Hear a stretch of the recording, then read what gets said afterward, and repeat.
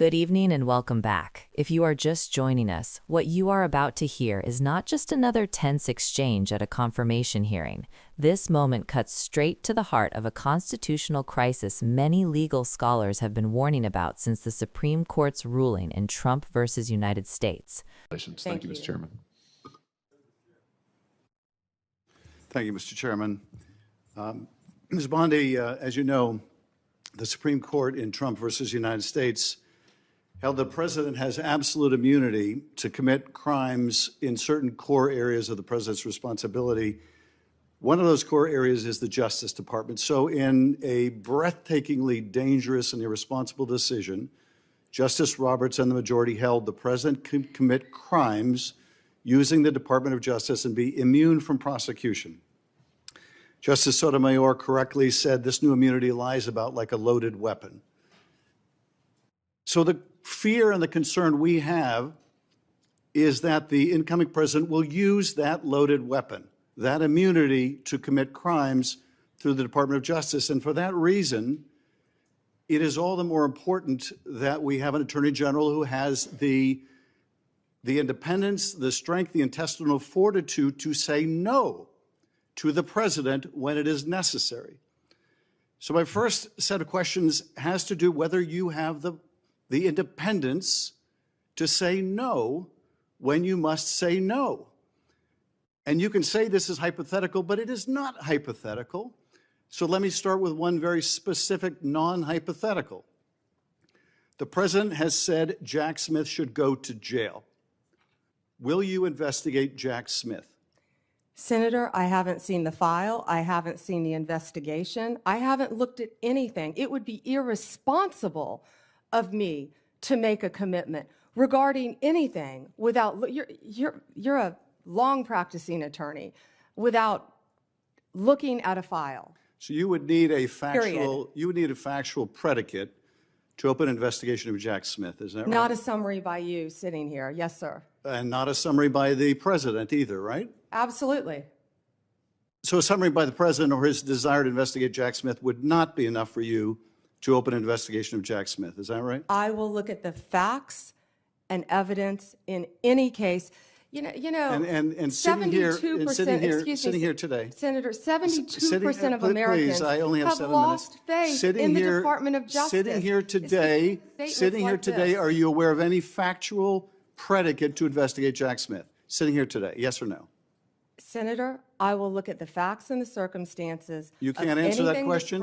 You're not a part of the department yet. There's no worry about divulging law enforcement sensitive information. So just tell us, are you aware of a factual predicate to investigate Jack Smith? Yes or no? Senator, what I'm hearing on the news is horrible. Are you aware of a... Do I know if he committed a crime? I have not looked at it. You seem reluctant to answer a simple question. Let me ask you a different simple question. The president also wants to jail Liz Cheney. Sitting here today, are you aware of any factual basis to investigate Liz Cheney? Yes or no? Senator, that's a hypothetical, and I'm not going to answer that question. No, it's not hypothetical. I'm asking you, sitting here today, whether you are aware of a factual predicate to investigate Liz Cheney. Senator, no one has asked me to investigate Liz Cheney. That is a hypothetical. The president has called for it publicly. You are aware of that, aren't you? No one has asked me to investigate but the president Liz. has We're called, also worried about Liz Cheney, the Senator. President has you know called what we for should be worried about? Ms. Bondi, please answer my questions. California right now is through the roof. Ms. Bondi, your robberies are 87% higher than the national average. My question is this. That's what I want to be focused on, Senator. Do you have the power to say no to the president? And what you're suggesting today by your non-answer is you don't have the independence to say no to the president. So let me ask you a different question. It also requires you, if you're going to be a good attorney general, to be able to tell hard truths to the president. So my questions now are, can you tell hard truths to the president? So let me start with an easy truth that you could speak to the president. Can you tell us, can you tell him that Donald Trump lost the 2020 election? Can you say that? Do you have the independence to say that? Do you have the gravitas, the stature, the intestinal fortitude to say, Donald Trump, you lost the 2020 election? Can you tell us that here today? Senator, what I can tell you is I will never play politics. You're trying to engage me in a gotcha. I No, won't I'm just do it. asking you a simple I question. won't play If you can politics speak truth with any to ongoing power. So let me ask you investigation, another. like you did let leaking me- your let me ask colleague you- Devin Nunes's memo. If you can't answer the question, let me ask you a different, what should be a simple truth, not a hard one. Was there massive fraud affecting the result of the 2020 election, yes or no? Senator, I'm glad you asked that question. If you'll let me answer what I saw in Pennsylvania. No, I asked a simple question about massive fraud. I can only tell you what I saw in Pennsylvania. I know you want to answer a different question, but my question is, can you tell us whether there was massive fraud affecting the results of the 2020 election, yes or no? Was there or was there not? I can tell you what I saw when I went That's as an not my, advocate that's to not the my campaign.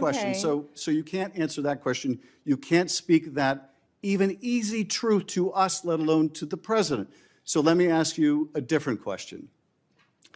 It will also be important that you give good advice to the president.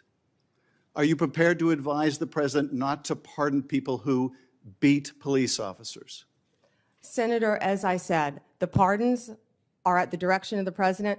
We will look and we will advise. I will look at every case on a case. so you Let me look at- finish on a case-by-case Okay, basis. okay, good. And I let me abhor violence to police officers. follow up with that. So will it be your advice to the president, Mr. President, I know you said you want to issue hundreds of pardons on day one. Will it be your advice to the president? No, Mr. President, I need to go over them on a case-by-case basis.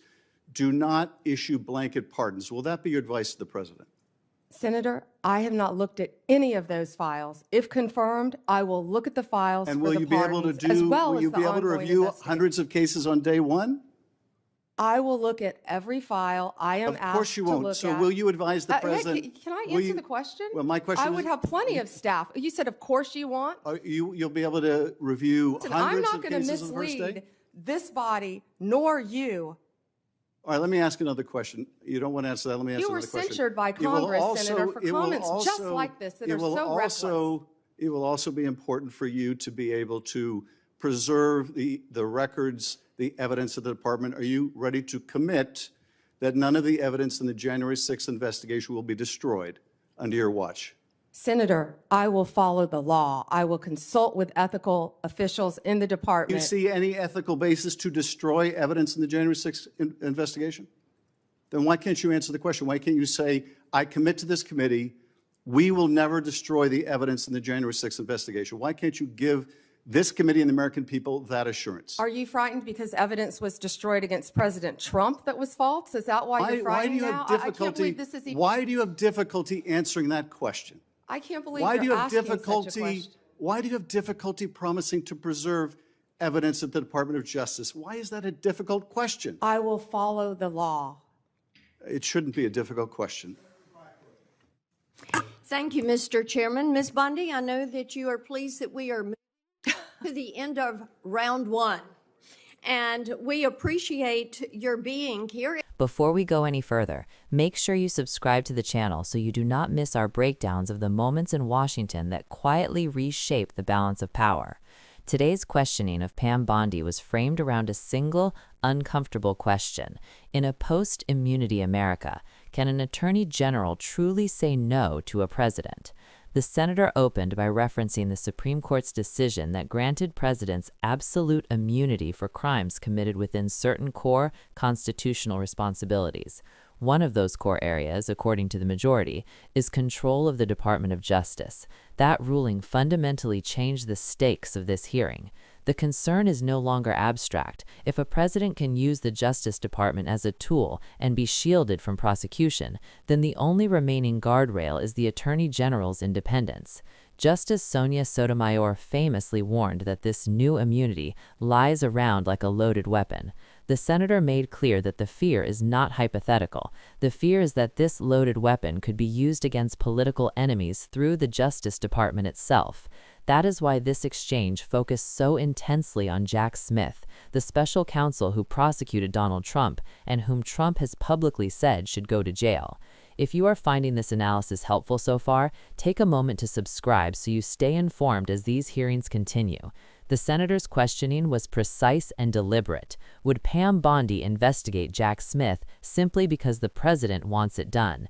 Bondi responded with what, on the surface, sounds like a lawyerly answer. She said she had not seen the file, had not reviewed the evidence, and that it would be irresponsible to commit to any investigation without a factual predicate. That sounds reasonable. In theory, it reflects prosecutorial restraint.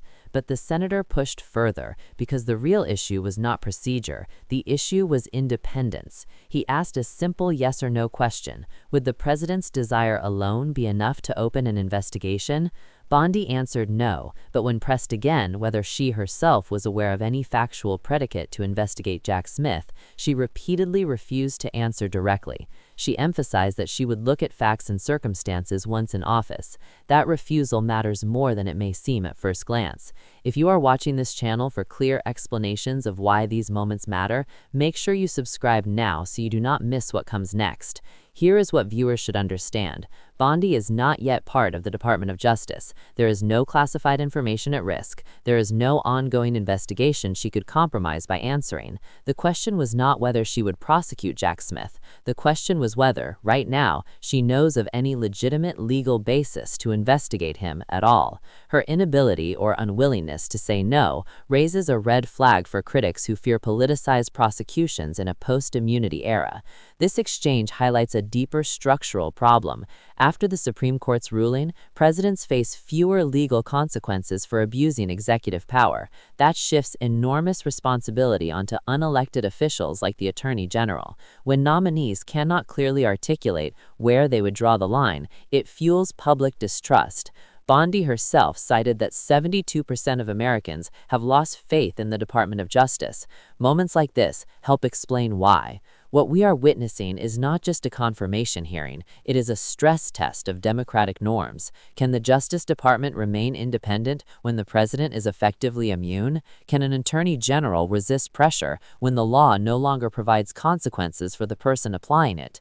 These are not partisan questions, they are foundational ones. If you want continued coverage that breaks these issues down in plain language and explains what is really at stake, make sure you subscribe to the channel. We will keep following this hearing and others like it, because the future of the Justice Department is not being decided in speeches, it is being decided in moments exactly like this one.